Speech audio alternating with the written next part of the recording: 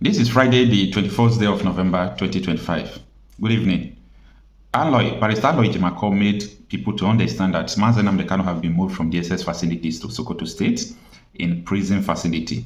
Now, we understand that prison facilities are far way better than what they have there in DSS facilities. And the Ndega team has been telling them to move him to prison before, but not Sokoto State. Sokoto State is no, no, no. And I think there is nothing anyone at this moment can do about that. On Monday, Barrister Maswara said that they are going to file appeal on Monday, according to what he said today again. So if they file appeal, that is to say that Nnamdi Kanu, they will have to fly him from Sokoto State to Abuja for his appeal. Wow, this is a game taken too far. I am not pleased. I'm not happy about this at all. I'm not pleased about this. Now, there is something I want to open your eyes to understand. You see, I saw the post of Obi Kubana, well articulated write-up, not Kubana Chief Priest, Obi Kubana, well articulated write-up. And I'm not going to read everything here. That is this post you are seeing because it's voluminous, it's too long. But there is something he said, and I want to read just 4 paragraphs. Pay attention. He said, one thing is very clear here. No Igbo man or woman will have peace if Nnamdi Kanu does not regain his freedom. And an Igbo will never be the same again. That is first paragraph. I want you to just hold it to yourself first. One thing is very clear here. No Igbo man or woman will have peace if Nnamdi Kanu does not regain his freedom. And an Igbo will never be the same again. Stay with me. I'm going to explain this thing to you. Second paragraph there said, tempers are high. Words are being exchanged, but one thing is so clear. We all want Nnamdi Kanu out, and we will never rest till Nnamdi Kanu is out. The third paragraph there. Our dear President, Asiwaju Bola Ahmed Tinubu, this is the time for you to heed the cry of our people and free Nnamdi Kanu. The last paragraph I want you to see there says, our dear President, most importantly, we are working on a Nigeria where each of us can live and operate freely without fear, regardless of ethnicity, religions, and culture. Now, this is the most important paragraphs I want you to look at. And I want to analyze these paragraphs to you. Did Obi Kubana just say that no Igbo man will have peace until Nnamdi Kanu is released? Indirectly, what he said is absolutely true. Yeah, indirectly, what he said is absolutely true. What he said is true directly to so many people, but indirectly, it affects almost everybody. Now, I want to tell you something. Pay attention. Just pay very good attention. If you are a Christian, or if you are not a Christian and you have been reading your Bible, when they sold Jesus Christ, that is Matthew chapter 26, if you are reading it from 26 down to 27, that is the betrayal and the death of Jesus. Bible explains something very, very clear, that when the disciple that sold Jesus, not outside out, the disciple that sold Jesus, he took the money, that is Judas Iscariot. After selling Jesus, he thought that they would just take Jesus and put Jesus on hold in prison temporarily. That was what Judas was thinking about. But when he saw that they took Jesus and crucified Jesus, at that moment, he realized that this man is my boss. I never believed that these people are going to kill him. I never believed that these people are going to do some certain things that, oh, is this why I collected the money to betray him? I never knew they would do him something like this. I wouldn't have done this. I wouldn't have done that. At that moment, he went on and hung himself. What did I say? He went on and hung himself and committed suicide. A lot of people will commit suicide because of Nnamdi Kanu, because they don't know what they are doing. They don't know what they are doing. And Bible also says that I'm not preaching, no. I read Bible, I read Quran, I read Torah. It's all about reading. This has nothing to do with religion. Have that in your brain. The Bible also, wrote that the fee they used, the money they used to bribe this man, was called the fee of blood. Many people are going to hang themselves because they never knew that they were betraying themselves. They never knew that they were betraying their Savior. The other day, I gave you story of the blind tribe, but today I'm not giving you any story about the blind tribe because as I speak to you, even as people are saying now, their eyes is not yet open. And I want to tell you what I am saying. Now, if you have been following me for long, let me say 2 years or for over a year, you will understand that there is nothing happening today about insecurity in Nigeria that I did not tell you on this platform.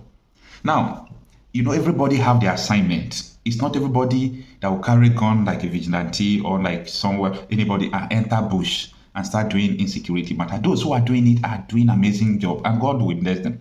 It's only nature that can pay them back. The people can't pay them back. But people like me, yes, I can defend myself.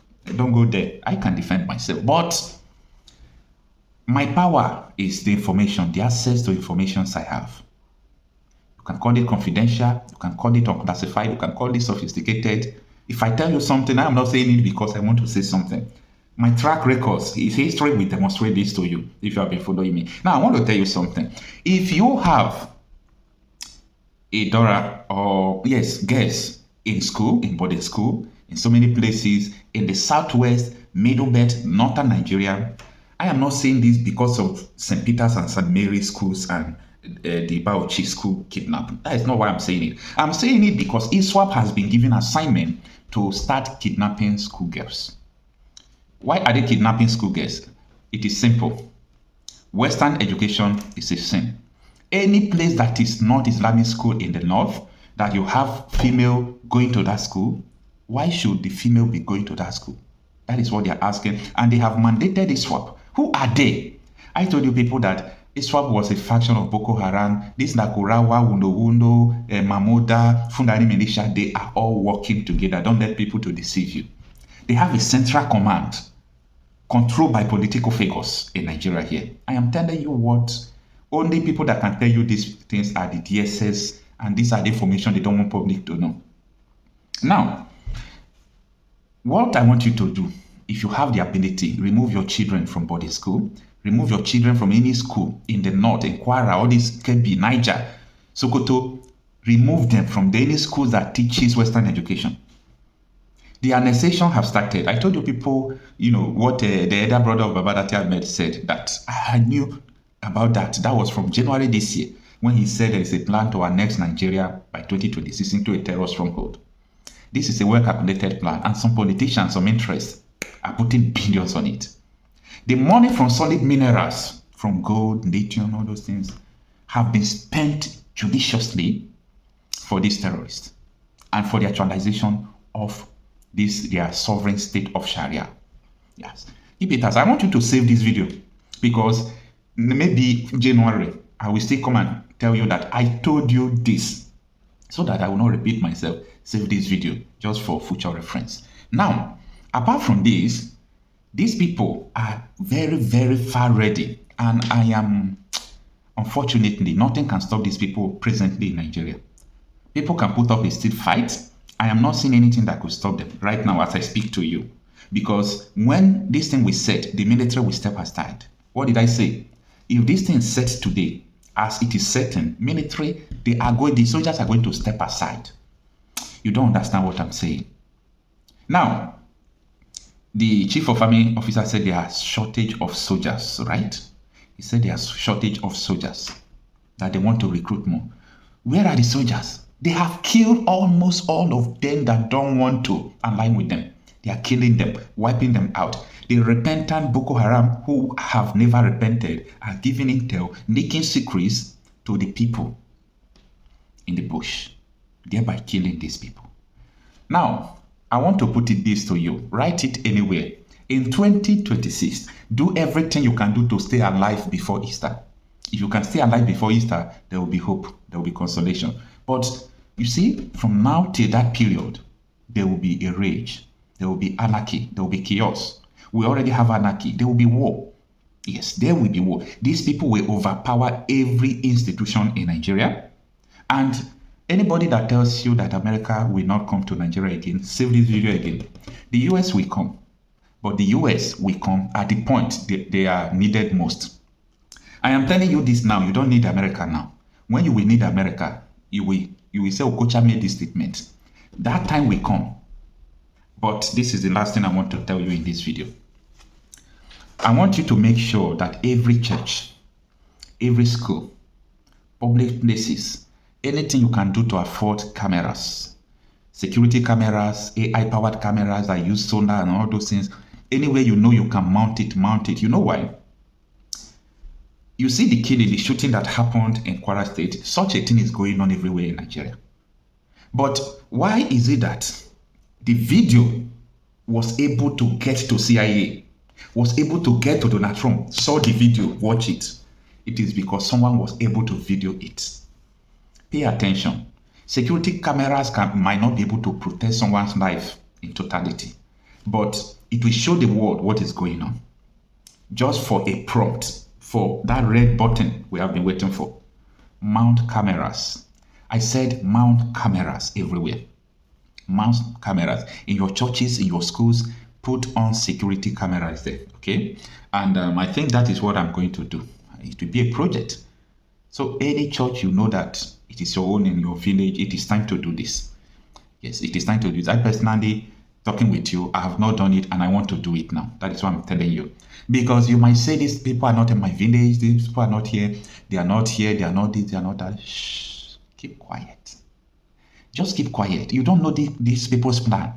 Yesterday, you saw after the conviction of Nnamdi Kanu, Fulani started attacking Asaba. I speak to you this morning. In Imo State, they are on rampage on identified individuals moving in the street. Those people in Imo, where they can confirm what I'm saying. Those people in Asaba can confirm what I am saying about the attack of that yesterday. You don't understand what is going on. What they think is what I'm telling you, not what you know. In their mind, they have captured their leader. Let us now go and start taking over. And it is a significant thing. The movement of Nnamdi Kanu from Abuja to Sokoto State is significant. I rest my case. See you on my next video.